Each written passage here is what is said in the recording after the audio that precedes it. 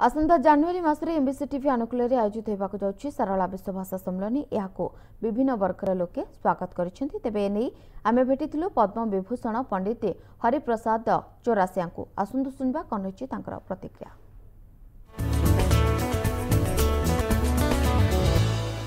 आसंता जनवरी 12, 13, 14 सारला विश्व भाषा सम्मेलन परिप्रेक्षी रे आमे भेटिथिलु सुनामधन्य संगीत निर्देशक, सुनामधन्य बंशीवादक पद्म विभूषण पंडित हरिप्रसाद चौरासिया को।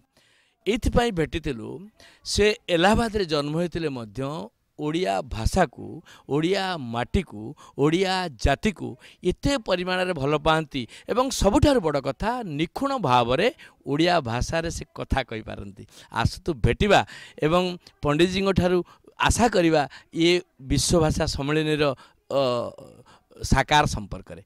जय जगन्नाथ। एमबीसी टीवी सारला विश्व भाषा सम्मेलन आयोजन करने को जाउची, जोटा विश्व रे प्रथम थर पई ओडिशा रे गोटे न्यूज चैनल मध्य प्रथम थर पई करूची। एथिपई आपण ओडिया को भल पाउथुवा, ओडिया भाषा रे कथा कहउथुवा जणे बर्षियान संगीतज्ञ ठारू आमे शुभेच्छा आशा करछु। सारला विश्व भाषा सम्मेलन को मु प्रॉमिस करछि जनवरी मासे दिने मु निश्चय आसबि और अटेंड करबी और मोर मो परिवार तरफ शुभेच्छा।